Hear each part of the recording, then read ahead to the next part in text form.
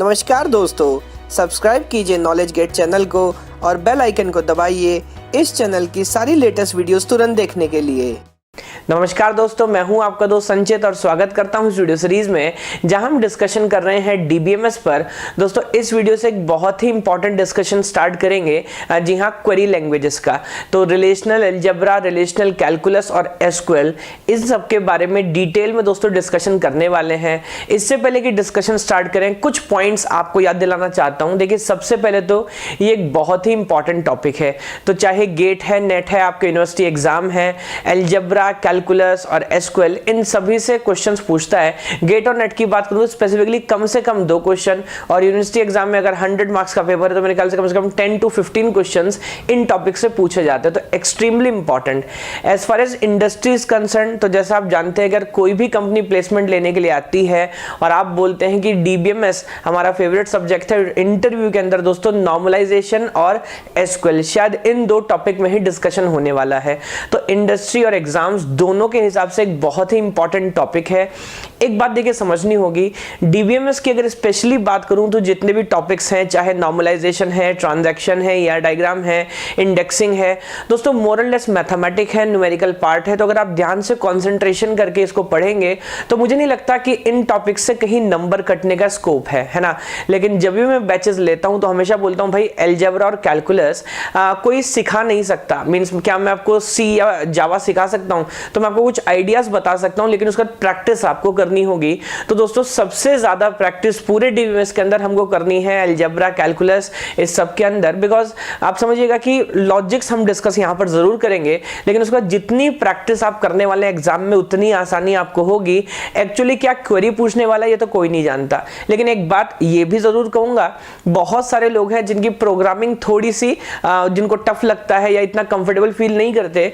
देखिएगा, इन टॉपिक से घबराने की बिल्कुल भी जरूरत नहीं है। बिकॉज एक बात समझिएगा, कम से कम अगर गेट और नेट की बात करूं, क्या आपको वहां पर एसक्यूएल की क्वेरी लिखनी है क्या, या अलजेब्रा की क्वेरी लिखनी है क्या? जी नहीं, क्वेरी वहां पर लिखी हुई होगी, आपको जस्ट उसको रीड करना है और ऑप्शंस भी आपके पास होंगे। तो अगर लिखी हुई क्वेरी आप देख के समझ पा रहे दोस्तों, तो भी डरने की कोई जरूरत नहीं है। सेम बात सी पर भी लागू होती है। बहुत सारे लोग कहते हैं सर हमारी प्रोग्रामिंग इतनी स्ट्रांग नहीं है, तो गेट में हम कैसे इस चीज को अटेम्प्ट करने वाले हैं? देखिए, कोई फर्क नहीं पड़ता, बिकॉज प्रोग्राम लिखना नहीं है, लिखा हुआ प्रोग्राम पढ़ना है, तो बेसिक अंडरस्टैंडिंग बनाना बहुत आसान होगा।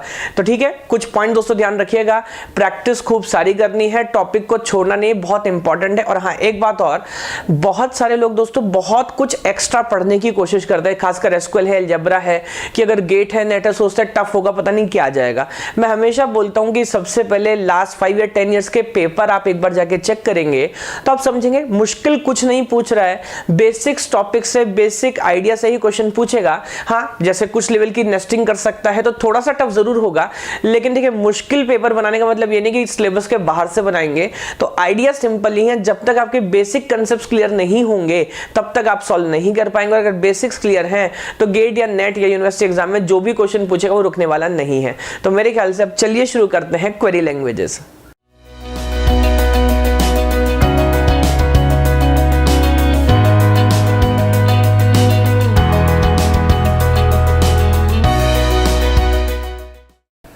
तो चलिए दोस्तों अभी डिस्कशन स्टार्ट करते हैं क्वेरी लैंग्वेजेस का। क्वेरी लैंग्वेजेस क्या हैं, इससे पहले मुझे लगता है कि ये सोचना जरूरी है कि क्वेरी लैंग्वेजेस हमको क्यों चाहिए। तो अगर आप समझें, डेटाबेस डिजाइन का अप्रोच एक सॉफ्टवेयर की तरह ही है। एक क्लाइंट हमारे पास आता है, कुछ रिक्वेस्ट, एक प्रॉब्लम स्टेटमेंट लेके, हम वो प्रॉब्लम समझते हैं, फिर एक ईआर डायग्राम बनाते हैं, ईआर डायग्राम को रिलेशनल मॉडल में कन्वर्ट करते हैं, उसमें कुछ प्रॉब्लम बची होती है, रिडंडेंसी एंड सो सब पे डिस्कशन किया है हमने। नॉर्मलाइजेशन की मदद से उस डेटाबेस को नॉर्मलाइज करते हैं। स्पीड अगर बढ़ानी है तो indexing, physical structure, B tree, B plus tree, इन सबकी मदद ले सकते हैं और डेटाबेस बना के दोस्तों हम तैयार कर देते हैं। बट सवाल ये है कि अल्टीमेटली डेटाबेस बनाया क्यों? तो हमको अब उसमें कुछ डेटा स्टोर करना है, जरूरत पड़ने पे हम उसको मॉडिफाई भी करना चाहेंगे, इंसर्शन, डिलीशन, और अल्टीमेटली हमको दोस्तों उसको रिट्राइव करना है डेटा को, इंफॉर्मेशन को। बिकॉज जाहिर सी बात है कि भाई अगर डेटाबेस में मैं कुछ इंफॉर्मेशन जरूरत पड़ने पे निकाल ही नहीं पा रहा हूँ, रिट्राइव नहीं कर पा रहा हूँ, तो फिर उस डेटाबेस डेटाबेस को बनाने का कोई फायदा नहीं है। तो अब ये सारा काम करने में दोस्तों हमारी मदद करते हैं क्वेरी लैंग्वेजेस। तो एक बार अगर देखेंगे तो जैसे मैंने यहाँ पे लिखा है, after designing the database ER diagram design then converted into relational model followed by normalization indexing. Now the task is to store, retrieve and modify data into the database, though here will be concentrating more on the query part. तो जैसा मैं आपसे बोल रहा था, ये सारा काम करने के बाद हम दोस्तों क्वेरी लैंग्वेजेस पढ़ने वाले हैं जो कायदे से तो स्टोर करना, रिट्राइव करना, मॉडिफाई करना। मान लीजिए अगर कोई टेबल है, उस टेबल का स्ट्रक्चर जिसको हम बोलते हैं स्कीमा और इंस्टेंस, तो आप स्कीमा भी चेंज कर सकते हो, इंस्टेंस भी चेंज कर सकते हो। तो टेबल बनाना, टेबल डिलीट करना, टेबल के अंदर डेटा रखना या डेटा निकालना, ये सब काम करने में दोस्तों क्वेरी लैंग्वेजेस हमारी मदद करती हैं। लेकिन यहां पर स्पेशली हम कॉन्सेंट्रेट सिर्फ क्वेरी पार्ट पे ही करने वाले हैं, है ना। तो अब अगर मैं डेफिनेशन पढ़ूं क्वेरी लैंग्वेज तो क्या बोलना चाहिए? A language in which user request some information from the database. वो लैंग्वेज जिसके थ्रू हम डेटाबेस से कोई इंफॉर्मेशन दोस्तों रिट्राइव करने वाले हैं, उसको हम क्वेरी लैंग्वेज बोलने वाले हैं। तो अब समझिएगा, ये कोई प्रोग्रामिंग, कोर प्रोग्रामिंग लैंग्वेज की तरह नहीं, जैसी है सी, जावा। तो एक तरह का बीच का एक आइडिया है, जैसे एसक्यूएल का एग्जांपल ले सकते हैं। सबसे popular commercial use query language है जो ना तो बिल्कुल इनफॉर्मल है ना बिल्कुल फॉर्मल है। कुछ इंग्लिश यूज करते हैं, थोड़ा बहुत प्रोग्रामिंग स्ट्रक्चर्स भी होते हैं। तो एक तरह का बीच का रास्ता हमने निकाला हुआ है और वो लैंग्वेज हमारी मदद करती है डेटाबेस में कुछ भी इंसर्ट, डिलीट करने में, मॉडिफाई करने में, बहुत सारी चीजें। तो अभी एक एक करके आगे बढ़ते हैं। सबसे पहले देखिए, एक बात समझनी होगी कि क्वेरी लैंग्वेज को हम दो टाइप में डिवाइड करते हैं। पहला बोलते हैं प्रोसीजरल, दूसरा बोलते हैं नॉन प्रोसीजरल। अब ये क्या चीज है भाई? तो देखिएगा, अगर एक बिल्कुल सिंपल उदाहरण देके अपनी बात समझाऊं, मान लीजिए मुझे किसी को बोलना है कि क्या आप मेरे लिए एक गिलास पानी ला देंगे। तो अगर मैं सिर्फ इतना बोलता हूं कि भाई मेरे लिए एक गिलास पानी ला दीजिए, तो मैंने सिर्फ यही बताया कि क्या करना है, लेकिन कैसे करना है एक एक स्टेप बताने की मुझे जरूरत नहीं है। बट मान लीजिए कि हम एक रोबोट बना रहे हैं, है ना, और रोबोट को हमको सिखाना है कि एक गिलास पानी लेकर आना है, तो शायद उसको एक एक स्टेप आपको सिखाना पड़ेगा, बिकॉज उसके अंदर कोई बेसिक IQ नहीं है। तो कितने स्टेप किस एंगल पर चलना है, बैलेंस कैसे करना है, एक एक चीज आपको बतानी पड़ेगी। तो आसान शब्दों में अगर बोलें, अगर हम सिर्फ ये बताएं कि क्या करना है बट ये ना बताएं कि कैसे करना है, तो ये दोस्तों हो गई एक नॉन प्रोसीजरल कमांड, है ना। टारगेट बताए लेकिन प्रोसीजर नहीं बताए कि कैसे उसे अकम्प्लिश करना है। लेकिन अगर बोलता हूं प्रोसीजरल, तो इस बात का मतलब क्या हुआ? क्या करना है के साथ साथ आपको ये बताना पड़ेगा एक एक स्टेप कैसे करना है। तो इसको दोस्तों हम बोलते हैं प्रोसीजरल कमांड। तो यही बात देखिए क्वेरी लैंग्वेजेस में है। तो अगर कोई बोलता है what is procedural query language, तो देखिए डेफिनेशन एक बार पढ़ते हैं। Here user instruct the system to perform a sequence of operation in order to produce the desired result। तो क्या desired result produce करना है ये बताने के साथ साथ आपको ये भी बताना पड़ेगा कि क्या क्या sequence of operations हमको यूज करने हैं उस रिजल्ट को कंप्यूट करने के लिए। और आगे अगर बोलूं तो user tells what data to be retrieved and how it is to be retrieved. तो बड़ी सिंपल बात है, क्या रिट्राइव करना और कैसे करना। अगर दोनों बात आप बताने वाले हैं दोस्तों, तो मैं बोलूंगा कि ये है प्रोसीजरल और क्वेरी लैंग्वेज, और बिल्कुल इसका उल्टा आप समझ पा रहे होंगे नॉन प्रोसीजरल, जहां पर अगर डेफिनेशन देखें लिखा है here the user describe the desired information without giving the specific procedure of obtaining the information. तो क्या इंफॉर्मेशन है ये तो मैं आपको बताऊंगा जो रिट्राइव करके लाना है, बट स्टेप बाय स्टेप कैसे करना है ये हम बात नहीं करने वाले। तो बहुत ही सिंपल डिस्कशन अभी तक हमने किया है। क्वेरी लैंग्वेज क्या है ये समझा, जो हमें डेटाबेस से कुछ इंफॉर्मेशन निकाल के लाने में मदद करेगी, खास तौर पे वैसे उसकी क्षमता है कि वो इंसर्ट, डिलीट, मॉडिफाई जो चाहे आप उससे करा सकते हैं। अगली बात, दो टाइप की होती है, प्रोसीजरल जहां पर दोनों बात बताएंगे क्या करना है और कैसे करना है, नॉन प्रोसीजरल जहां पर सिर्फ ये बताने वाले हैं कि क्या करना है। अब एक बार समझना होगा कि इस सारे फ्रेमवर्क ढांचे में ये जो अलजेब्रा है ये क्या है भाई, रिलेशनल कैलकुलस क्या है, और एसक्यूएल इस पूरे फ्रेमवर्क में प्रोसीजरल नॉन प्रोसीजरल में कहां फिट होती है। तो आइए पहले एक बार समझने की कोशिश करते हैं कि रिलेशनल अलजेब्रा, रिलेशनल कैलकुलस और एसक्यूएल इन तीनों का आखिर मतलब क्या और कहां फिट होते हैं। तो देखिए जैसा हमने किया था कि ईआर डायग्राम को कन्वर्ट किया था रिलेशनल मॉडल में, तो मान लीजिए रिलेशनल मॉडल एक तरह का थ्योरेटिकल स्ट्रक्चर है ना, एक तरह का कंसेप्चुअल आइडिया है जो मान लीजिए हमने पेन यूज करके पेपर पर बनाया हुआ है। जब हम उसको प्रैक्टिकली इंप्लीमेंट दोस्तों करते हैं तो इसको हम बोलते हैं लॉजिकली RDBMS या रिलेशनल डेटाबेस मैनेजमेंट सिस्टम। अब इस टेबल पे में ध्यान दीजिएगा, जैसा भी हमने समझा कि क्वेरी लैंग्वेज दो तरह के हो सकते हैं, प्रोसीजरल और नॉन प्रोसीजरल। अब रिलेशनल अलजेब्रा और दोस्तों रिलेशनल कैलकुलस, ये दो क्वेरी लैंग्वेज हैं, लेकिन आप मान सकते हैं ये एक तरह के एल्गोरिथम्स हैं, ये प्रैक्टिकल इंप्लीमेंटेशन नहीं है। रिलेशनल अलजेब्रा भी थ्योरेटिकली कंसेप्चुअली स्टडी किया जाता है, सिमिलरली रिलेशनल कैलकुलस भी थ्योरेटिकली स्टडी किया जाता है। हाँ, ये प्रोसीजरल टाइप का है और ये नॉन प्रोसीजरल। और इन एल्गोरिथम्स को, इन थ्योरीज को यूज करके दोस्तों जो लैंग्वेज हम बनाते हैं दैट इज कॉल्ड एसक्यूएल या स्ट्रक्चर्ड क्वेरी लैंग्वेज, जो प्रैक्टिकली हम यूज करते हैं।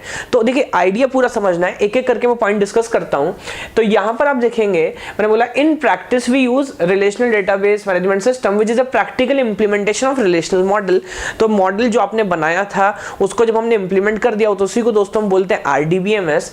आगे बात करेंगे SQL is used to write query on it। तो मान लीजिएगा जब प्रैक्टिकल इंप्लीमेंटेशन हमने कर लिया, इंप्लीमेंट कर लिया और उस पे जब हमको क्वेरी लिखनी है तो जाहिर सी बात है हम SQL का यूज करने वाले हैं। बिकॉज बोल रहा हूं SQL क्या है, एक प्रैक्टिकल इंप्लीमेंटेशन है। लेकिन आगे देखिएगा, so relational model is a conceptual theoretical framework and RDBMS is its implementation. तो जैसा मैं आपसे बोल रहा हूं कि रिलेशनल मॉडल जो है वो थ्योरेटिकल कंसेप्चुअल फ्रेमवर्क है, वो आइडिया है जिसको इंप्लीमेंट जब हम करते हैं तो उसी को हम दोस्तों आरडीबीएमएस बोलते हैं। आगे देखेंगे रिलेशनल अलजेब्रा जो मैं आपको बोल रहा हूं ये एक प्रोसीजरल क्वेरी लैंग्वेज का एग्जांपल है, एंड रिलेशनल कैलकुलस जो कि नॉन प्रोसीजरल है आर मैथमेटिकल सिस्टम्स और query languages use on relational model. तो ये जो हैं वो थ्योरेटिकल लैंग्वेजेस हैं जो इस थ्योरेटिकल मॉडल पे यूज होते हैं, और जब हम इसको इंप्लीमेंट करते हैं तो उसी को दोस्तों हम आरडीबीएमएस बोलते हैं और इस लैंग्वेजेस को हम एसक्यूएल बोलने लगते हैं। मेरे ख्याल से इस डायग्राम से इस बात को आप अच्छे से समझेंगे। तो देखिएगा थ्योरेटिकली स्पीकिंग पहले रिलेशनल मॉडल जो है ये एक थ्योरेटिकल आइडिया है कि टेबल्स होंगे, ऐसा ऐसा होगा। जब इसको इंप्लीमेंट कर लेते हैं तो इसी को दोस्तों हम बोलते हैं आरडीबीएमएस। इस थ्योरेटिकल मॉडल पे आप बोल सकते हैं एल्गोरिथम या वो मैथमेटिकल सिस्टम जो हम पढ़ते हैं, है ना, उसको हम बोलते हैं रिलेशनल अलजेब्रा या रिलेशनल कैलकुलस। दो तरह की लैंग्वेजेस हैं और इनको जब लॉजिकली इंप्लीमेंट कर लेते हैं तो दोस्तों उसको हम बोलते हैं एसक्यूएल, है ना। तो अगर मैं बोलना चाहूँ तो बोल सकता हूँ ये काइंड ऑफ एल्गोरिथम्स है और ये मान लीजिए प्रोग्राम है या कोड है जब हमने इंप्लीमेंट कर लिया। This is conceptual, this is reality, और this is theoretical, this is practical. देखिए ये पूरा फ्रेमवर्क समझना बहुत जरूरी है, वरना ये नहीं समझ आता कि हम क्या पढ़ रहे हैं, क्यों पढ़ रहे हैं। तो अब देखिएगा एक्चुअली अगर मैं इसको बिल्कुल आसान भाषा में समझाने के लिए कोशिश करूं, एक आम आदमी जो मान लीजिए रेलवे के पोर्टल पे जाके एक ट्रेन के लिए रिजर्वेशन करता है, उसको एसक्यूएल की क्वेरी यूज नहीं करनी आती। डेटाबेस में सारी इंफॉर्मेशन है तो हम उसको एक फॉर्म बेस्ड इंटरफेस देते हैं कि भाई कहां से जाना है, कहां जाना है, किस तारीख पे जाना है, सबमिट बटन दबाओ। लेकिन बैकग्राउंड पे आप और मैं मिलकर कोशिश करते हैं कि एक एसक्यूएल क्वेरी रन हो, बिकॉज एसक्यूएल कमांड यूज करके आप डेटाबेस को एक्सेस कर सकते हैं, है ना। तो आप क्योंकि इंजीनियर हैं तो आपको हम समझाते हैं कि भाई एसक्यूएल क्या होता है और काम कैसे करता है, हमको तो कोड लिखना है। लेकिन एक स्टेप और जाके हम वो एल्गोरिथम्स और आइडिया भी अब डिस्कस करेंगे जिसको यूज करके हमने एसक्यूएल बनाया है ना। तो ये एक आइडिया समझिएगा। अब हम ये समझने वाले हैं कि एसक्यूएल बनाया कैसे है। तो मैं बोल रहा हूं एसक्यूएल दोस्तों दो फ्रेमवर्क पर बना है, एक बोलते हैं रिलेशनल अलजेब्रा, एक बोलते हैं रिलेशनल मॉडल। इस तरह एक बहुत पॉपुलर क्वेश्चन भी पूछा जाता है क्या कि भाई एसक्यूएल तब प्रोसीजरल हुआ कि नॉन प्रोसीजरल। तो mathematically speaking it is none, because जैसा आप देख रहे हैं ये कुछ फीचर्स दोस्तों यूज करता है अलजेब्रा के, कुछ यूज करता है कैलकुलस के। तो अब ना इसको प्रोसीजरल बोला जा सकता ना नॉन प्रोसीजरल। हालांकि कुछ लोग कभी कभी इसको दोस्तों प्रोसीजरल बोल देते हैं। वो क्यों? Because practically speaking 90% of the SQL is actually taken from algebra. तो अलजेब्रा के कंसेप्ट ज्यादा हैं तो कुछ लोग इसको प्रोसीजरल बोल देते हैं, लेकिन मेरे ख्याल से इसको बोलना नहीं चाहिए। ये दोनों के लॉजिक्स यूज करता है। तो इस वीडियो में समझिएगा हमने एक पूरा आइडिया डिस्कस किया, पहले क्या टॉपिक है, उसकी क्या इंपॉर्टेंस है, देखिए वो समझना बहुत जरूरी था। उसके बाद क्वेरी लैंग्वेजेस क्या हैं, उनकी जरूरत हमको क्यों पड़ती है, प्रोसीजरल नॉन प्रोसीजरल क्या है, और उसके बाद हमने समझा कि अलजेब्रा क्या है, रिलेशनल कैलकुलस क्या है, और इन दोनों को मिलाकर कैसे हम एसक्यूएल इंप्लीमेंट करते हैं। तो दोस्तों अब अगली वीडियो से पहले मैं बात करने वाला हूं अलजेब्रा की, बिकॉज एक्चुअली अगर आपको अलजेब्रा या कैलकुलस अच्छे से समझ आता है ना तो फिर आप देखिएगा कि आपको एसक्यूएल समझने में कितनी आसानी होने वाली है। बिल्कुल उसी का इंप्लीमेंटेशन है। तो पहले अलजेब्रा और कैलकुलस की बात करूंगा, फिर बात करने वाला हूं एसक्यूएल की। इससे पहले वीडियो कंप्लीट करूंगा, आखिरी बात और इन तीनों में सबसे इंपॉर्टेंट कौन है? तो देखिए एक बात समझिएगा, as far as exam point of view this is not that important, है ना। तो अगर गेट की या नेट की बात करो तो मान लीजिएगा एक एक क्वेश्चन आप दोनों से एक्सपेक्ट कर सकते हैं, 1 क्वेश्चन फ्रॉम हियर और 1 क्वेश्चन फ्रॉम हियर। तो टोटल वेटेड मान लीजिए 3 से 4 नंबर का क्वेरी पार्ट पूछा जा सकता है ना, जो कि लगभग फिक्स ही है। ऐसा रेयरली कभी होता है कि मान लीजिए एग्जाम में अलजेब्रा और कैलकुलस से कुछ पूछे नहीं, एक क्वेश्चन तो पक्का पूछने वाला है। तो अलजेब्रा और कैलकुलस से, माफ कीजिएगा, एसक्यूएल से और अलजेब्रा से। कैलकुलस इतना इंपॉर्टेंट नहीं है, अगर आप टोटल काउंट करेंगे तो मेरे ख्याल से पिछले 25 साल में हार्डली 5 या 6 क्वेश्चन कैलकुलस से पूछे होंगे। बट ऑफ कोर्स हमको लिखना है नहीं है, लिखा हुआ क्वेरी पढ़ना है, तो हमारा काम करना लॉजिकली आसान है। तो दोस्तों इस वीडियो को यहीं एंड करते हैं और बहुत जल्दी हासिल होता हूं अगली वीडियो के साथ, और वहां डिटेल्ड डिस्कशन स्टार्ट करने वाला हूं दोस्तों रिलेशनल अलजेब्रा का। तब तक के लिए धन्यवाद।